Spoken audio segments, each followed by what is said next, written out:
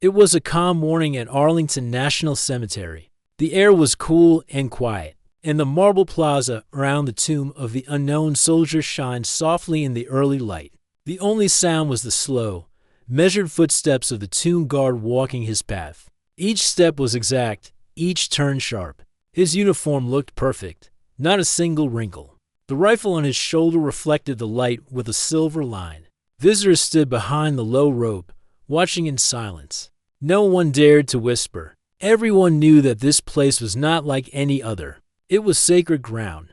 Among the crowd that day was a large group of visitors from overseas. They wore dark suits and long coats, and some carried small flags. Reporters held cameras, and a few men spoke into earpieces. The crowd moved slightly as a group of black cars stopped nearby. Doors opened, and security agents stepped out. Then, from the center car, a tall man appeared. Everyone knew who he was: President Vladimir Putin of Russia. He was on an official visit to the United States, and today, he was scheduled to lay a wreath at the tomb as a sign of respect. The quiet tension in the air grew stronger as he walked toward the marble platform. Soldiers from both nations stood nearby, saluting. The guard on duty kept his pace, walking his exact path, never turning his head. His name was Staff Sergeant Daniel Reeves, a man of discipline and few words. He had served in the Army for 10 years, and for the last 3, he had been one of the select few to guard the tomb. He had taken the oath to never break his post, no matter who was present. To him, the tomb was not just stone and names. It was a promise. It was the heart of all those who had served and never returned. As the ceremony began, the visitors lowered their voices. Cameras flashed softly. A U.S. Army officer guided the Russian president to the line in front of the tomb. Everything was calm until one of the Russian security men stepped closer, raising his hand to the guard and saying in accented English, "Please move aside. The president will pass." But Daniel did not move. His eyes stared straight ahead. His steps continued with perfect rhythm. He did not even blink. To him, there was no such order that could override his duty. His task was clear: to guard the tomb, not to adjust for anyone's convenience. The bodyguard frowned and repeated louder, "Guard, move aside." Still, Daniel stayed in motion. The visitors began whispering. A few of the journalists aimed their cameras at him, sensing something unusual was happening. The Secret Service men looked at each other, unsure if they should step in or stay quiet. The tension was growing, and the plaza that had been calm just moments ago now felt frozen in time. Then, something completely unexpected happened. Putin himself, noticing the hesitation, lifted his hand and spoke directly in English. His voice was calm but firm, carrying through the plaza. "Guard," he said, "move aside." The words echoed across the marble. Every eye turned to the guard. The next few seconds felt endless. People stopped breathing. Daniel's boots clicked once more on the stone, then stopped. Slowly, he turned on his heel, facing straight ahead, his gaze fixed beyond the crowd. He did not look at the man who had spoken. He stood tall, rifle at his shoulder, motionless like the statue beside him, and then his voice broke the silence, steady, respectful, and clear. "Sir," he said, "I stand watch over those who cannot move. I do not move for anyone." For a moment, the world seemed to stop. The crowd went completely silent. Even the birds around the plaza stopped their song. Putin's translator hesitated, unsure whether to speak. But everyone there understood the words, even without translation. They carried weight that no politics could match. Putin's eyes narrowed slightly. But there was no anger, only surprise. He looked at the guard with a quiet expression that even his own men couldn't read. The Russian officers behind him stood stiffly, unsure what to do. The U.S. officials remained still, too. No one dared to break the silence. Then, Putin slowly lowered his hand. He said something softly to his aides in Russian, and they stepped back. He nodded once and allowed the ceremony to continue. The air began to move again. Cameras started clicking rapidly. Daniel took another step and continued his walk, as if nothing had happened. The entire plaza seemed to breathe again. Whispers spread quickly through the crowd. People began to murmur to each other, trying to understand what they had just witnessed. Some of the foreign delegates looked impressed, others confused. But no one missed the meaning of what had just happened. A soldier had stood firm, not out of pride, but out of unshakable respect. The reporters couldn't stop talking about it. One whispered to his partner, "Did he really just refuse an order from Putin?" Another answered quietly, "He didn't refuse. He followed a higher one." After the ceremony ended, the Russian president placed the wreath in front of the tomb, bowed his head, and stayed silent longer than expected. When he turned away, he gave one last look at the guard, who still marched his post, perfectly calm. For the first time that morning, a faint nod appeared on Putin's face. Some said it looked like respect. The crowd slowly left, but no one spoke loudly. Even the children were quiet, holding their parents' hands. The plaza returned to silence except for the echo of Daniel's boots on the marble. Every step sounded like a heartbeat of history. Later, the Secret Service agents quietly discussed the moment. One said, "He never even flinched. Not a word, not a blink." Another replied, "That's the tomb guard for you. Doesn't matter if it's a king or a president, they don't move." The sun climbed higher, casting longer shadows across the stone. Daniel continued his guard shift until the next relief arrived. When his commander came to replace him, he gave the standard salute and completed the change of guard flawlessly, just as he had practiced hundreds of times. There was no talk about what had happened. To Daniel, it was simply another day of duty. But outside those marble walls, the story was already spreading. A tourist had recorded the entire moment on his phone. Within hours, the video was uploaded online. By evening, it had already been shared thousands of times. The short clip of the tomb guard refusing to move, saying his now famous words, had captured the world's attention. Across social media, people began praising his discipline and courage. "That's a real soldier," one comment said. Another read, "He stood for all who can't respect." Some even wrote that they had tears in their eyes after watching it. News channels picked it up, calling it the moment that froze the plaza. Back at the barracks that night, Daniel sat quietly polishing his shoes, as every guard does before the next day's duty. Another sentinel walked in and said, "You're all over the news, man." Daniel looked up, surprised, then smiled faintly. "Just doing my job," he replied. He didn't see himself as a hero. In his mind, he had only done what he was trained to do to protect the honor of those who could no longer speak or move. But the world saw something more. They saw a man who stood firm when most would have stepped aside. They saw loyalty, respect, and quiet strength in a time when many forget what those words mean. The next morning, visitors came in larger numbers than usual. Many of them stood near the ropes, watching him in silence. Some even brought small flowers. No one disturbed the ceremony. They only watched and whispered about the man who had stood still when power tried to move him. For Daniel, nothing had changed. He walked his 21 steps, paused, turned, and walked again.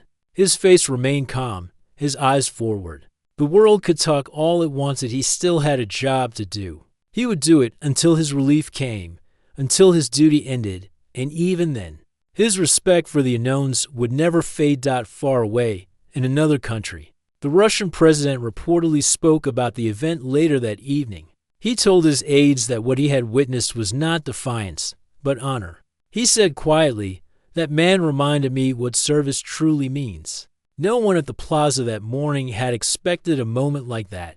It had started as a formal ceremony, a symbol of respect between nations. But it ended as something far deeper, silent reminder that some principles stand higher than power, and that true respect is not commanded by authority, but earned through duty.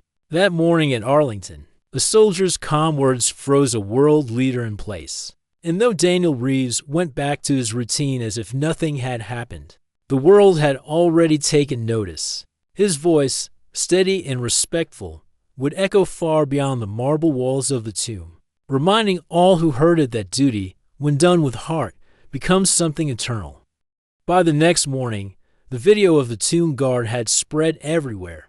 News reporters replayed it again and again. Television hosts discussed the moment as if it were part of history. Around the world, People were talking about a single sentence spoken by a single soldier standing on white marble steps. I stand watch over those who cannot move. I do not move for anyone. Those words became a symbol of duty, loyalty, and honor. In Washington, senior officers at the Pentagon saw the footage. They recognized the guard immediately. Staff Sergeant Daniel Reeves, a quiet and disciplined man who rarely spoke about himself. He had no social media account, no desire for fame. Yet, overnight, he had become a name that people everywhere were saying with respect. His commander received hundreds of calls, messages, and interview requests. But Daniel refused every single one. The tomb is not a stage, he told his superiors softly. I only guard it. I'm not the story. But the story had already taken on a life of its own. Across news stations, anchors repeated the same sentence, showing the moment when President Putin gave his order, and the American soldier calmly stood his ground. Some channels called it the stand of silence, others named it the guard who froze a president. Viewers around the world felt something powerful, a sense of old-fashioned respect that reminded them what real service meant, even in Russia. The video reached millions. Many people commented not with anger, but with respect. Some wrote messages online that said, "That man did not insult our leader. He only honored his fallen. We understand that." Others said, "If every soldier followed duty like him, there would be fewer wars." It was rare to see such quiet agreement from people on both sides of the world. At Arlington, Daniel continued his duty as if nothing had happened. Every morning, he woke before sunrise. He cleaned his uniform, polished his shoes until they shone like glass, and adjusted every detail of his belt and gloves. When he stepped onto the plaza, the world outside disappeared. For him, it was not about cameras or stories. It was about respect for those who rested beneath the stone. Tourists came in larger numbers than ever before. Some held small flags. Others carried flowers. A few stood silently with tears in their eyes as Daniel passed. They whispered softly to their children, explaining that this was the man who had spoken with quiet courage. Daniel did not look at them. He did not smile or wave. He only walked his 21 steps, turned, and walked again.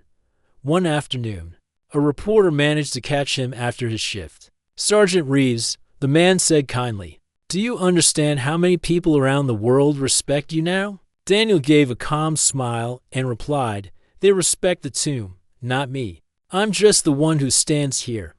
Then he saluted politely and walked away.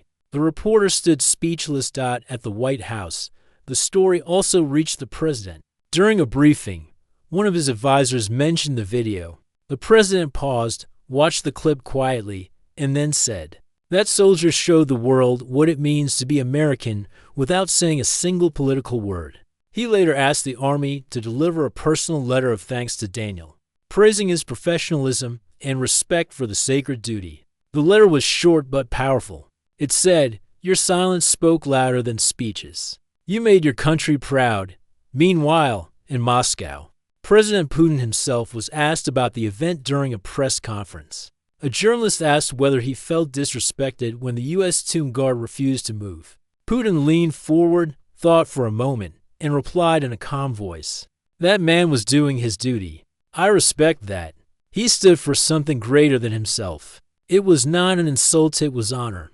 His answer surprised everyone. Some expected anger, but instead, he spoke with admiration. "A soldier who forgets his duty is not a soldier at all," he added. Those words traveled just as fast as the original moment for Daniel. None of this changed his simple life. He still lived in the small apartment near the base, still drove his old truck, and still helped young recruits learn the steps of the guard's path. When one of them nervously asked, "Sergeant, how did you not feel scared that day?" Daniel smiled slightly and said, "You only feel scared if you think about yourself. When you think about the men and women under that stone, there's nothing to fear." Weeks passed, and the video continued to gain views. Schools began using the story as a lesson about discipline and courage. Teachers showed the clip in classrooms, and students wrote essays about duty, respect, and silence that speaks louder than power. Veterans organizations sent letters of appreciation to the tomb guards. One letter from a retired Marine general read, "The world saw one soldier, but we saw all who served standing with him that day, even though Daniel did not seek attention." Some moments touched his heart. One morning, while changing guard, he saw a small child place a flower near the tomb's rope line. The boy's mother whispered, "He wanted to honor the brave man who stood still." Daniel heard it faintly but kept his eyes forward. Still, inside, he felt a quiet warmth. He knew that respect had been passed from one generation to another in that small moment. A few days later, the U.S. Army organized a closed ceremony inside the barracks. His commander handed him a letter of commendation. It was simple, like Daniel himself, for professionalism, composure, and dedication in representing the honor of the tomb guard. It read, The other sentinels applauded softly, but Daniel only nodded. "This belongs to all of us," he said. That night, he went back to his quarters and placed the letter inside a wooden box where he kept old medals and photos of his fallen friends. He sat quietly for a long time, thinking of them, the soldiers who never came home, whose names no one would ever know. "I hope they saw," he whispered. The world eventually moved on to other stories, as it always does. New headlines appeared, new news filled the air. But for many people, that video never lost its meaning. It stayed online, shared again and again, especially on Memorial Day and Veterans Day. Every time someone watched it, they remember the message that duty and respect can sometimes speak louder than politics and power. Months later, Daniel's story reached a group of students visiting from overseas. Among them was a young Russian cadet. After the tour, he walked up to Daniel, who was standing quietly near the plaza after his shift. The cadet saluted and said, "Sir, you showed my president what real service means. You made even us proud." Daniel nodded respectfully and replied, "Son, remember this no matter the flag. A soldier's duty is to honor those who gave everything." The cadet smiled, saluted again, and walked away. That evening, Daniel returned home and turned on the television for the first time in weeks. One channel was replaying the video again as part of a Moments That Define Honor special. He watched it silently. It felt strange to see himself there, standing so still, facing the most powerful man in another country. But what made him proud was not his face on the screen, it was the message that came with it. The announcer's voice said, "He didn't move because some things are sacred." Daniel smiled slightly, turned off the TV, and looked out the window at the night sky. In the years that followed, Daniel continued his service. He trained new guards, teaching them not just the steps but the meaning behind them. He told them, "The world may watch you one day, but your real audience is right beneath your feet. Never forget who you stand for." The younger soldiers listened carefully. Some had watched the video as children and now stood beside him as fellow sentinels. Every time he took his post, the air around the tomb felt the same, still, respectful, heavy with memory. He could almost feel the presence of those he guarded. To outsiders, it looked like a simple march, 21 steps back and forth. But for Daniel, each step was a promise. It was a message that even in a world of noise and power, silence and respect still mattered. Years later, on one quiet afternoon, he stood at the edge of the plaza during a changing of the guard. The tourists were silent, as always. The new sentinel walked with perfect form. Daniel watched with quiet pride. A young boy nearby whispered to his father, "Is that the place where the soldier told the president he wouldn't move?" The father nodded. "Yes, son, that's the place." The boy looked in awe and whispered, "That's brave."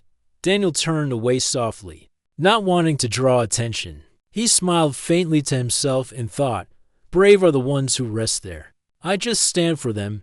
In the years to come, his name would appear in small articles, documentaries, and books about honor and military service. Yet Daniel never cared about the fame. To him, it was always about the same simple truth: respect for the fallen and the promise to never forget them.